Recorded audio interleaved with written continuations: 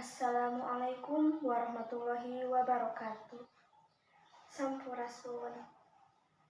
Puji sinareng syukur ka Allah Subhanahu wa taala nu parantos masihan kanikmatan ka urang sadaya.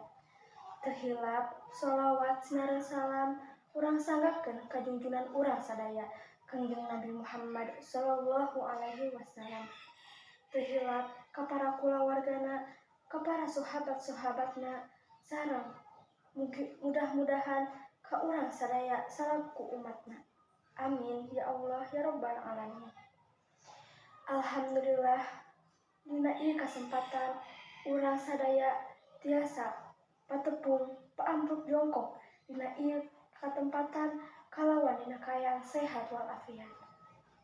Para hadirin anu kusingkuring dipika hormat, dina waktos ieu simkuring bade ngadugikeun biantara anu judulna Nyieling Poe Kamardekaan.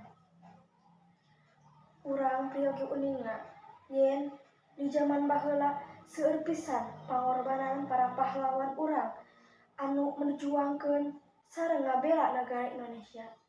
Ninggalkeun kulawargana, anak jeung pamajikanna, nepikeun ngorbankeun diri anjeunna sangkan negarana merdeka.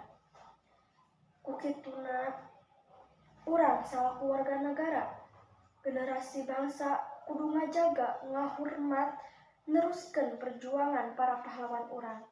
Kumaha carana? Salah sahijina urang salaku pamuda-pamudi, urang salaku pelajar sing giat tina diajarna sareng sakolana. Ngawujudkeun cita-cita pikeun ngajadikeun kahirupan bangsa urang. Sangkan jadi manusia nu mangpaat pikeun diri sorangan, kulawarga, bangsa, agama jeung nagara.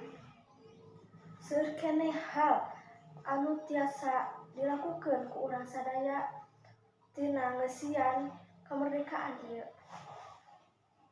Contohna ngajauhkeun diri tina pergaulan bebas, pangaruh narkoba, tawuran jeung sajabana anu mawa pangaruh buruk jeung negatif ka urang.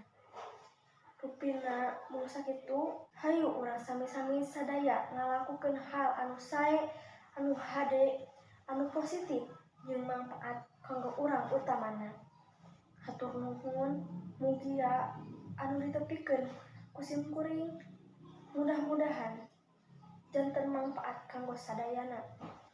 Hampunten bilih aya basa tingkah anu teu marenah.